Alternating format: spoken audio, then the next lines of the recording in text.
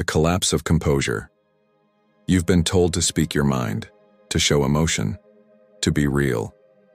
But what they never told you is that the loudest man in the room is usually the most controlled by others. Look around.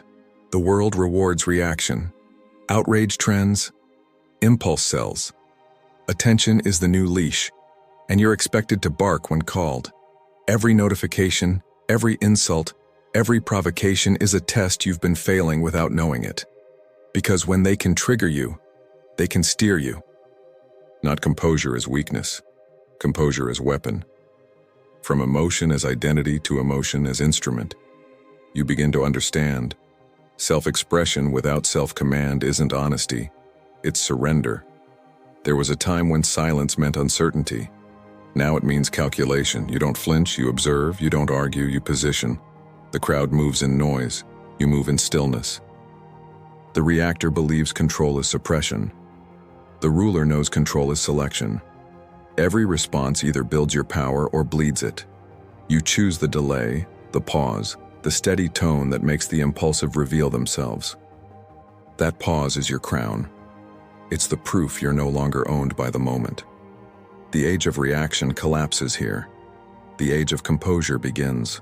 And now, to rule your inner world, you must first see what corrupted it, the origin of reactivity. The true axis of power. You've seen the loud ones, the performers of strength, mistaking volume for command. But noise is not authority, it's exposure.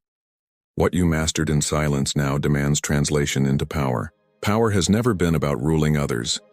It begins within, in the unseen theater of your own impulses. The one who cannot command himself is permanently commanded by circumstance, not dominance. Discipline, from chasing validation to selecting outcomes, from reacting to choosing. When you stop competing for attention, you start directing it. You no longer mirror the chaos, you measure it. The man who governs his breath, his tone, his pace, governs rooms without raising his voice. He doesn't overpower, he outlasts. The weak display emotion to prove existence. The powerful regulate emotion to preserve direction. Every feeling becomes data, signal, not storm. You feel it, you name it, you redirect it.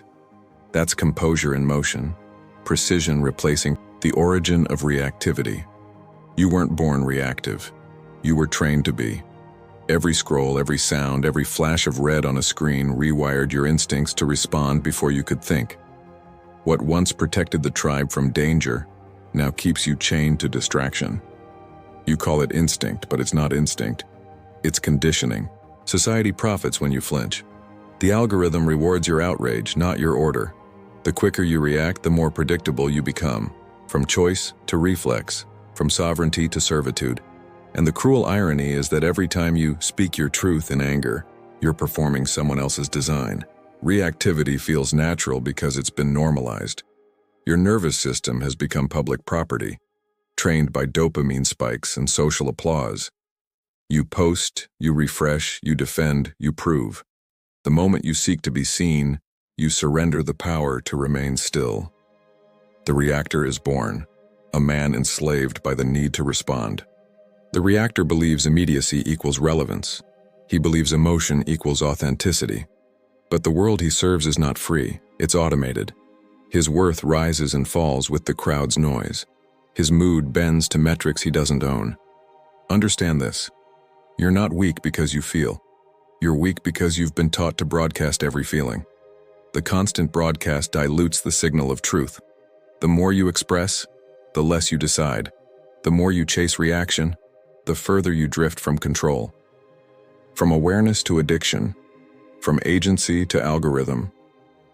You've mistaken speed for strength, but speed without strategy is surrender. You've mistaken volume for presence, but presence without restraint is exposure. The reactor doesn't choose his next move. He's chosen by triggers designed to keep him hungry and loud.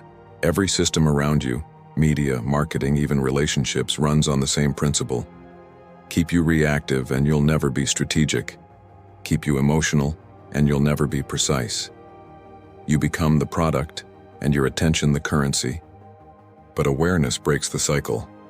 When you see the design, you begin to dismantle it. The reactor cannot survive exposure to truth. Once you witness how easily you've been steered, you stop defending the cage and start studying its locks. Not instinct, programming, not freedom, conditioning, from reactor to ruler. You're no longer interested in proving, you're interested in perceiving. And the moment you see yourself from the outside, the old identity starts to dissolve. Because every transformation begins with division between who you've been and who you decide to become. Now that division must be named the split, reactor versus ruler. The split, reactor versus ruler. You've seen the reactor in yourself, the scroll, the spike, the instant reply, that restless impulse to correct, defend, or display. But now you stand at a threshold, the point where awareness must become architecture. The reactor survives by reflex. The ruler lives by design. One is pulled by external chaos. The other dictates internal order, from responding to proving, to observing and deciding. This is not a motivational slogan. It's an identity divide. Once you cross it, you can never go back to noise. The reactor is emotionally public property. His state is determined by others. A comment ruins his day. A delay feels like disrespect. Silence feels like threat. He's fast, but fragile. Loud, but hollow. His confidence depends on compliance from the outside world. The ruler operates differently.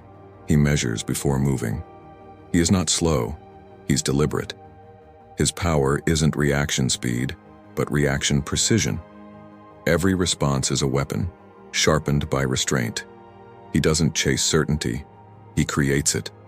The reactor believes emotion is truth. The ruler knows emotion is data. One is controlled by what he feels. The other commands what he channels, from impulse to intention, from exposure to execution. Watch any confrontation. The difference is visible. The reactor breaks eye contact, voice rising, rhythm fractured. The ruler holds still, letting silence press against the moment until it bends toward him. He doesn't rush to fill the gap. He lets the other reveal themselves. Patience becomes pressure. Understand this. Control is not repression, it's refinement. The ruler doesn't erase emotion, he engineers it. His calm is not emptiness, it's strategy. He feels deeply, but acts selectively. The more he restrains, the more authority he radiates. The reactor's mind is a mirror reflecting whatever chaos surrounds him. The ruler's mind is a gate, deciding what enters and what's expelled. The mirror absorbs. The gate decides. That's the first law of internal sovereignty. You are either reacting to the world or requiring the world to react to you. The reactor plays to be seen. The ruler moves to be felt. The reactor speaks to fill silence. The ruler speaks to direct energy. One performs for applause, the other performs alignment. And here lies the cost. Remain a reactor, and you'll always be a puppet.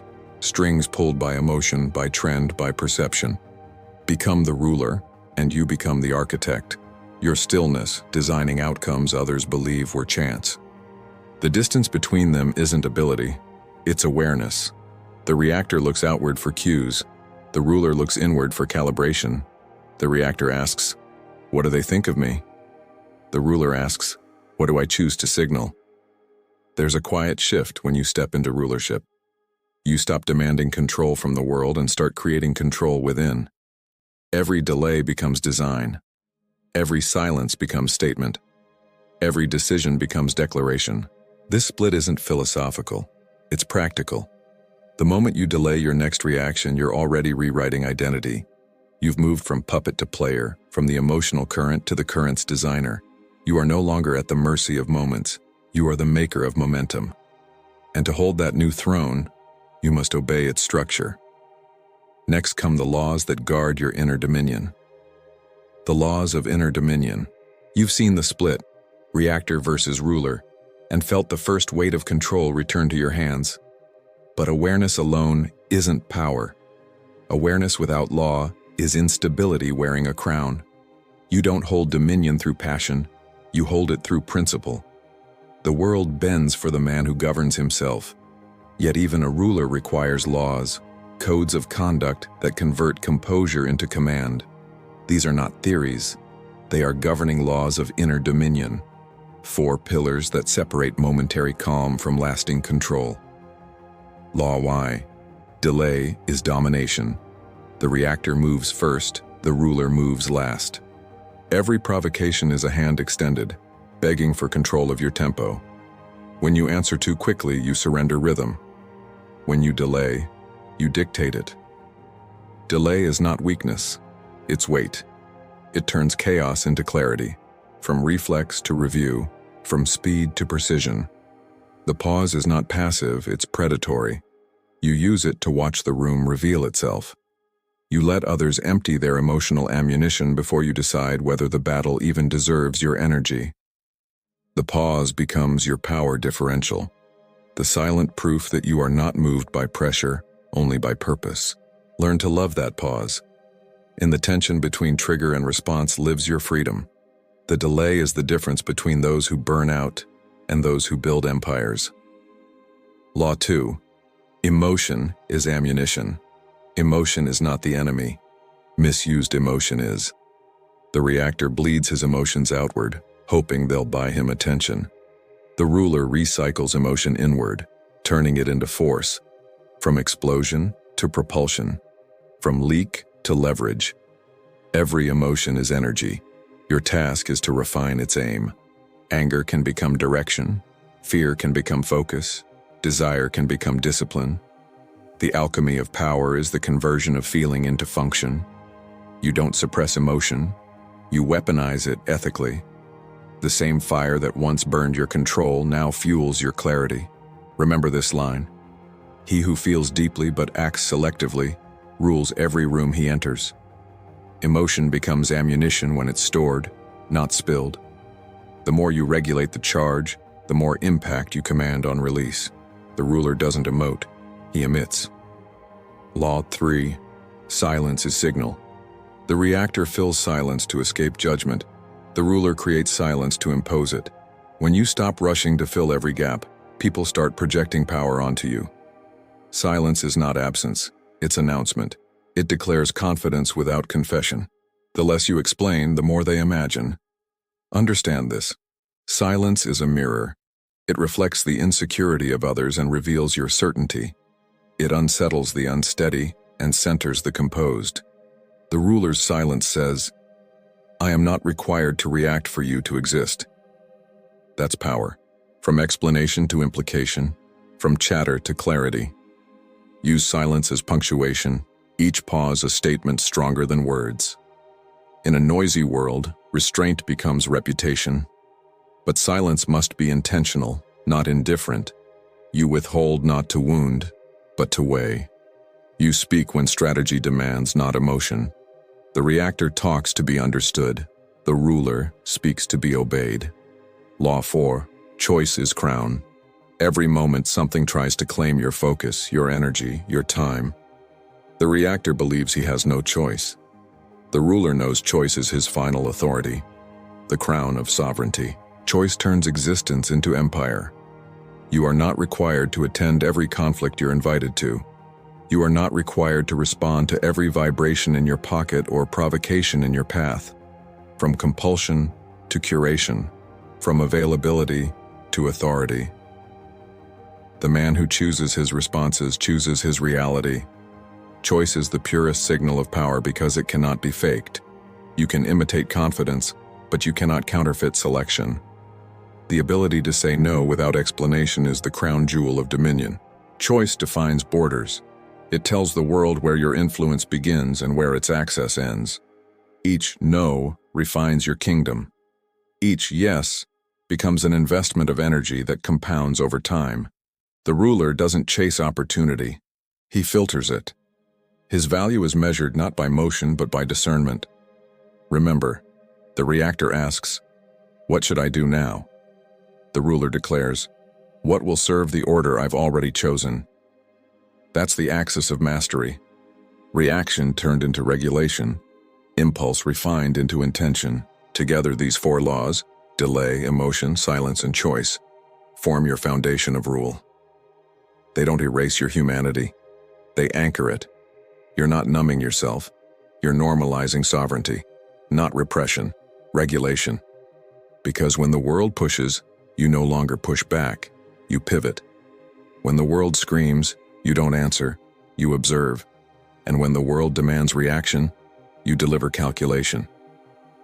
This is the language of the ruler: deliberate delay, refined emotion, calibrated silence, sovereign choice. Each law an invisible armor, each act a declaration of power. Now that your laws are written, the next test begins: the translation of principle into motion. You've built the foundation. Now you must live it. The behavioral code of the unmoved awaits. The behavioral code of the unmoved laws mean nothing until they can be seen.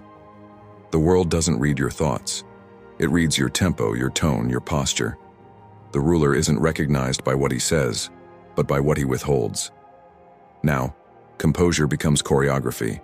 Control must become visible. The reactor moves in fragments. Hands twitch, eyes dart, breath shortens.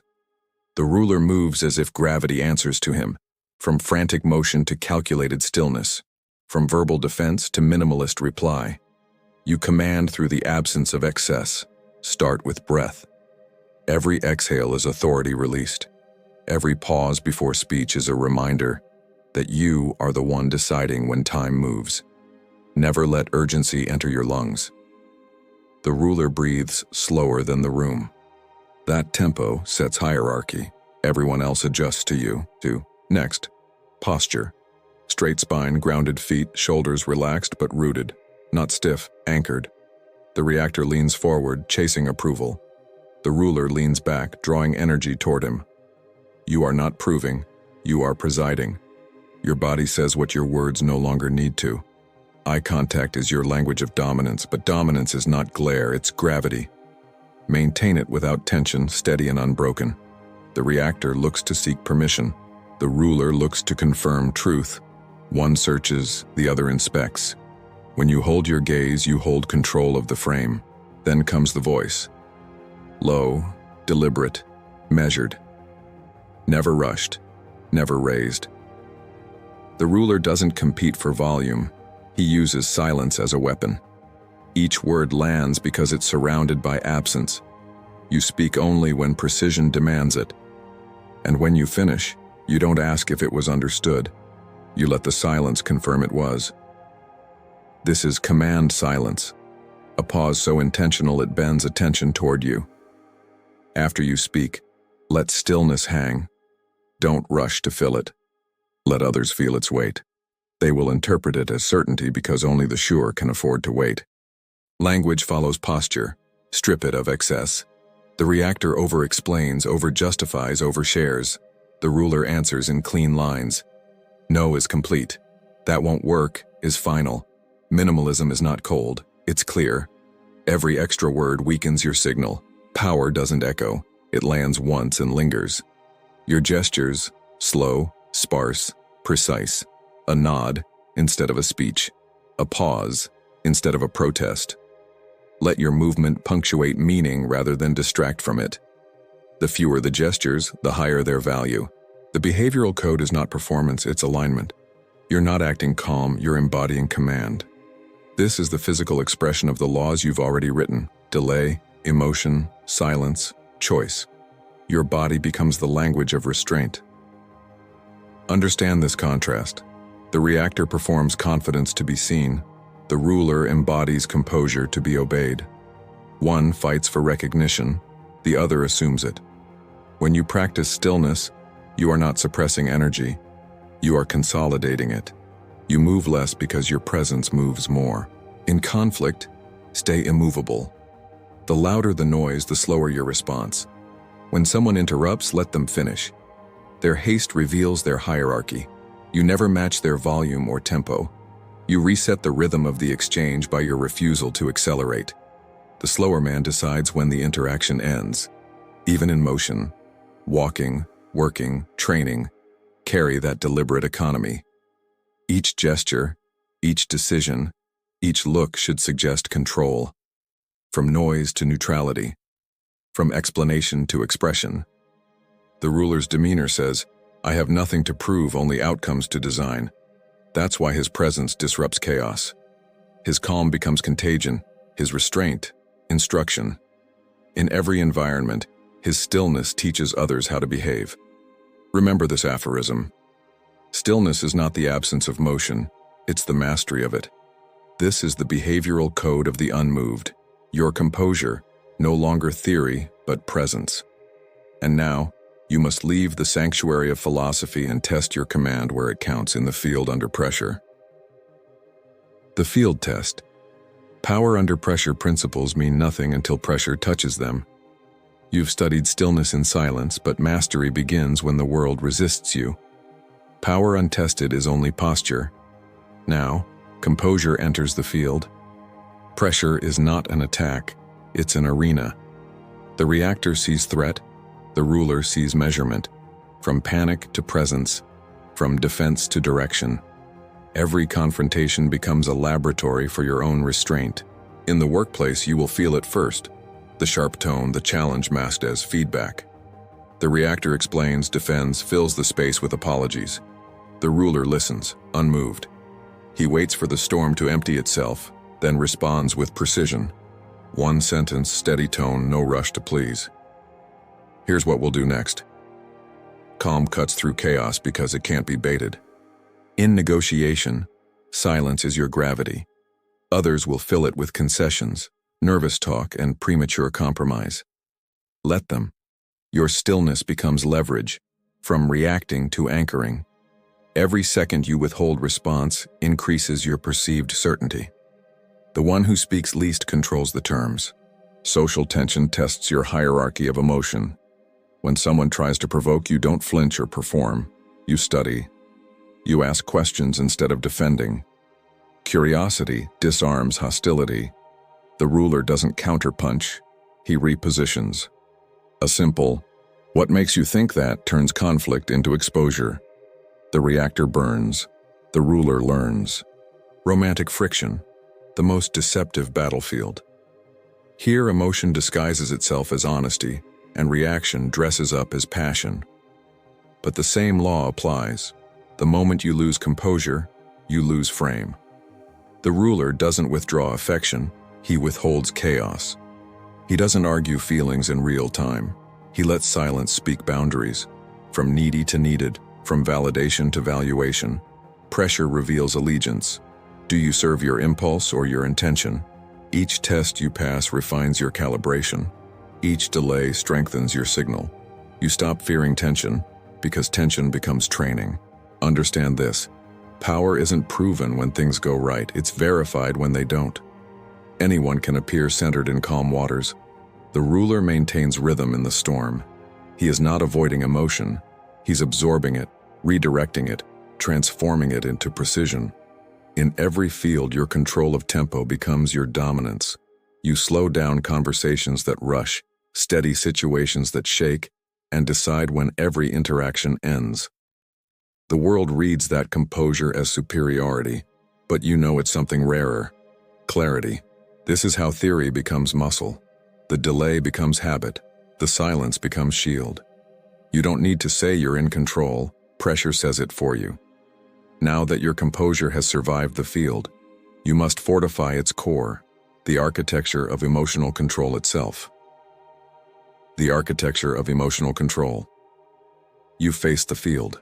You've seen composure tested by heat, ego, and uncertainty.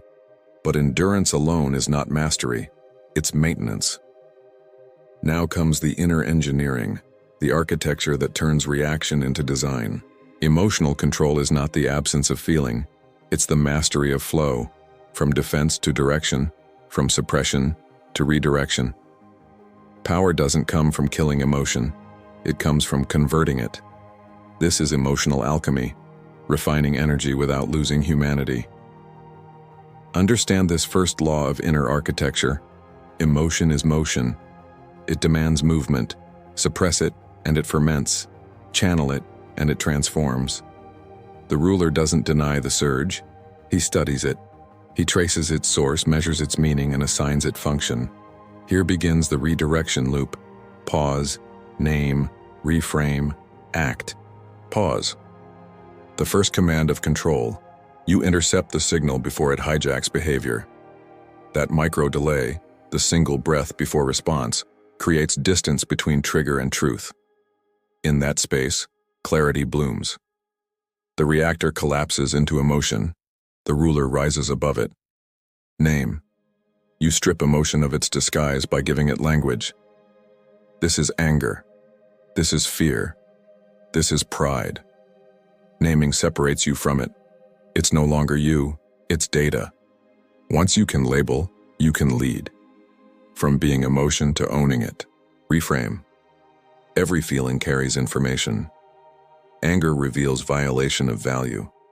Fear exposes lack of preparation. Envy highlights unclaimed potential. The ruler extracts the lesson instead of broadcasting the reaction. He asks, what is this emotion trying to instruct? In reframing, energy becomes intelligence. Act. Only after integration does movement return. But now, action is guided, not impulsive. You respond with design. You speak when purpose demands. You move when alignment requires. Every act becomes the result of processed power. The redirection loop is your internal command system. It turns emotional chaos into cognitive architecture. The more you practice, the shorter the loop, the faster the transformation from instinct to insight. Eventually, reaction disappears entirely, replaced by calibrated creation. This isn't emotional censorship, it's emotional literacy. Ethical control, not suppression. You remain human, but you've learned to govern the mechanics of humanity. Dominance without cruelty, strength without stone. Because the ruler is not unfeeling, he's unshaken. He doesn't escape emotion, he elevates it. He knows when to let empathy guide and when to let reason rule. His calm isn't distance, it's depth. He feels without fracturing, from chaos to calculus, from instinct to insight, from reaction to rulership. This is the architecture that sustains the empire within. But every empire needs boundaries and balance, for power without ethics becomes tyranny, and control without compassion becomes collapse. Now you will learn the safeguards, the objections, misuses, and balance that protect your rule. Objections, misuses, and balance control is often misunderstood.